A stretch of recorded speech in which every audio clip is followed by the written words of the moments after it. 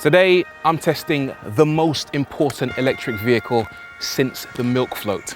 And no, I'm not talking about this, even though it is awesome. I'm talking about something else. This thing. This is the one and only Tesla Model 3. There are three versions of the Model 3. The Standard Range Plus, the Long Range, and this, the Performance. Arguably the most desirable of the three. All three cars are in high demand. They're so desirable, in fact, that in April, the Model 3 was the best-selling new car in the UK. But does it deserve all the hype? And could it go on to become a true game changer? One thing that isn't that groundbreaking is the looks. I don't know, I go through certain periods where I think this car looks beautiful, and then there are other times, and from certain angles, where I think it just looks a bit like a squashed frog. This car was designed by a guy who used to work for Mazda called Franz von Holhausen, and he was responsible for a concept car called the Furai. Now this thing had an LMP2 chassis, it had a rotary engine making 460 horsepower, it ran on pure ethanol, so very different to the Model 3, but it also had quite a low down bonnet. Although crucially, it didn't look like a squashed frog. Anyway, enough about that. I'll talk about the Model 3, and there are some kind things I have to say about this car, including it's got some amazing 20-inch alloys. These look great, and the tires are Michelin Pilot Sport 4S's, so you know this thing means business. I also love the fact that they've incorporated some of this car's more clever features quite well. For example, the cameras, there's one here, just in the repeater there, and also another one up here in the B-pillar. These all go to serve as part of the car's self-driving features and the Sentry mode, and they're quite nicely tucked away. Then there's at the back here, we have a nice little carbon fiber spoiler.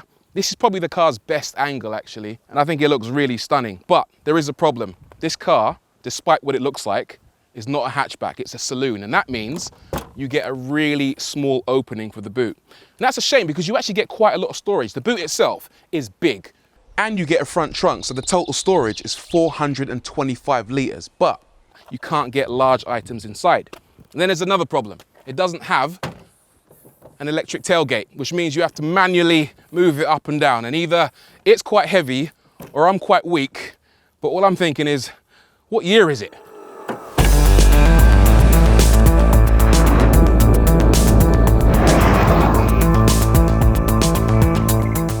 I'll tell you what year it feels like in here, 2050. This thing just feels so futuristic.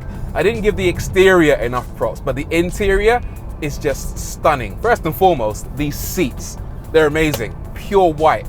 A lot of manufacturers make seats that are slightly off-white with lots of patterns and textures. These are just impossibly white. They cost $1,000 extra, otherwise you get black seats, but my God, get them if you can. And then there's a sunroof, which apart from one section across the middle, extends almost all the way to the back of the car, and it lets in so much light. Now I understand why they didn't go for a hatchback design over a saloon, because otherwise you wouldn't get that one uninterrupted glass panel. It looks absolutely sensational. Style over substance maybe, but it is very stylish.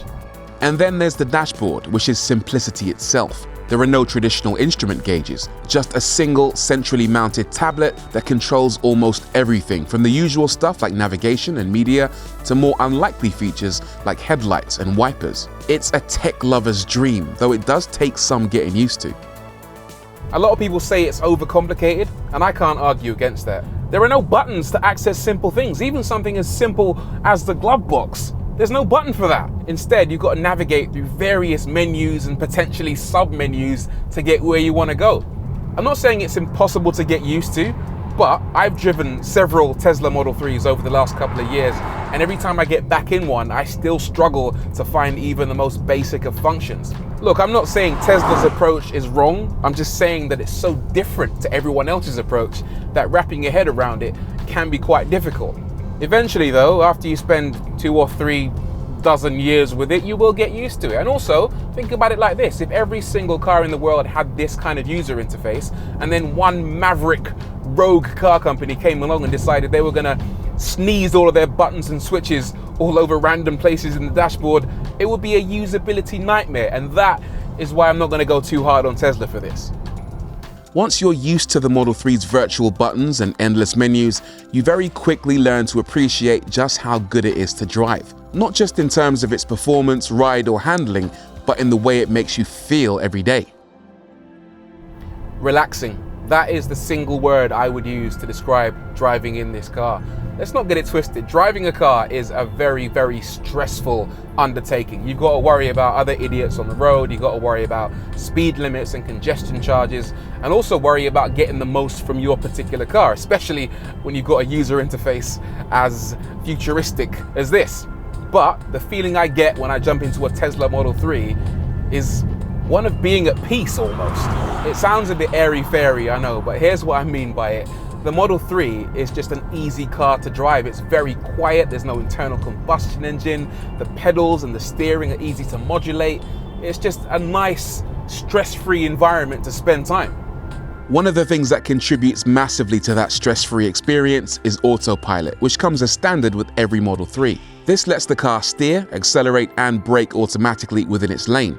If you spend an extra £5,800, you can upgrade this to full self-driving capability, which includes navigate on autopilot. This lets you automatically change lanes on the motorway, including for overtaking slower cars, as well as leaving at exits. And there's a summon feature that lets you park and retrieve your car using the app. If you really want to take the bull by the horns, then you can, because the Model 3 Performance is actually a properly enjoyable driver's car.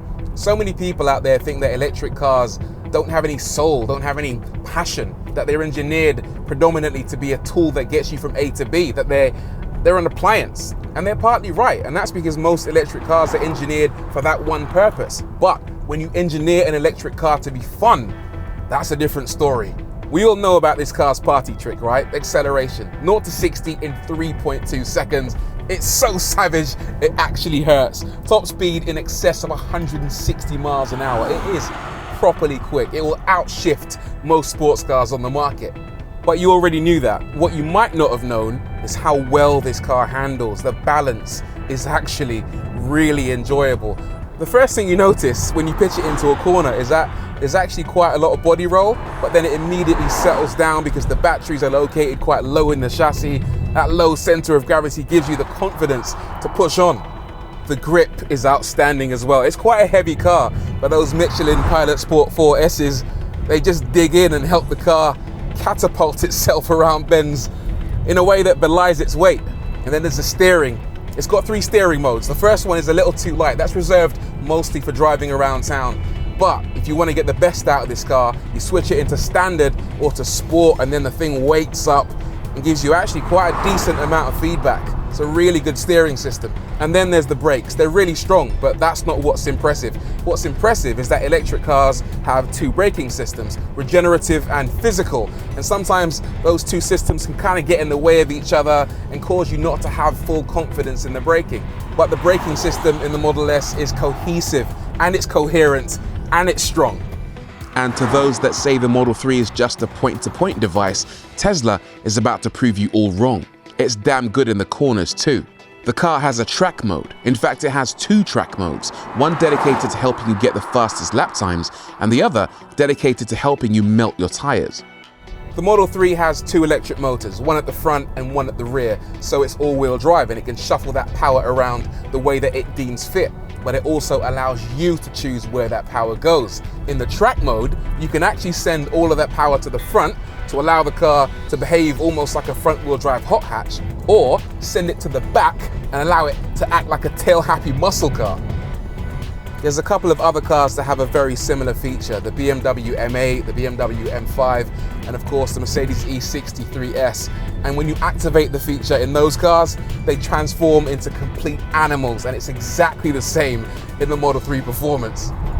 So you can have a lot of fun in the Model 3. Big deal, you're probably thinking. Lots of cars can show you a good time when they're moving. But one thing the Model 3 does that very few others can match is show you a good time when you're standing still. Within one of the many menus inside that giant screen is an entertainment area that lets you enjoy karaoke or watch a range of streaming video services including YouTube, Netflix, and Hulu. It even has an assortment of games, some of which you play using the steering wheel and pedals or even a console controller. If you're into your tech, there aren't many cars that do it better.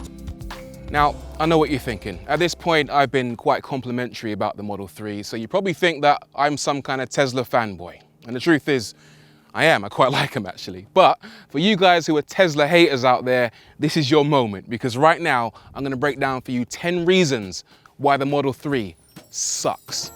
This performance version of the Model 3 has a range of 329 miles, but the long range can go 348 miles.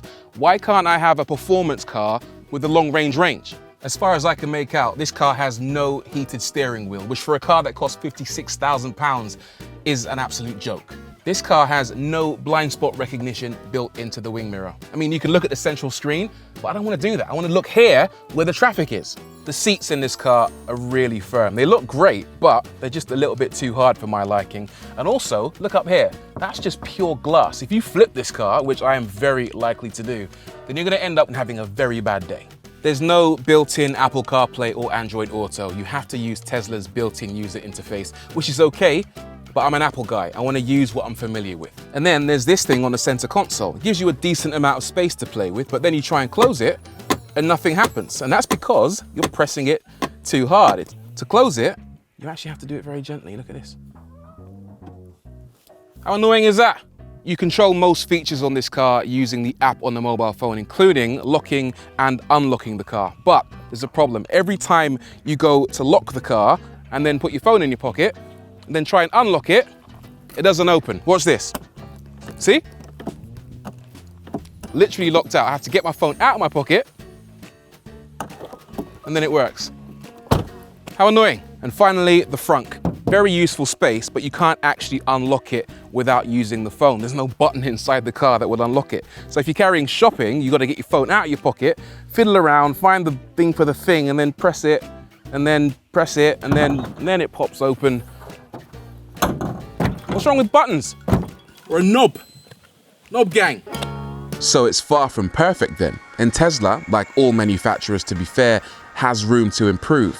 But on balance, the Model 3, especially in this performance version, is a great all-rounder. And it's no surprise to see the hype translate into sales success. So it begs the question, should bigger, more established car makers be worried? Yes, I think they should be worried. The fact that Tesla, a company with so little experience in building cars, could come along and develop a machine as capable, as well-rounded, and frankly as brilliant as this, doesn't bode that well for the rest of the industry. There's going to be a lot of people out there who, quite frankly, have to step their game up.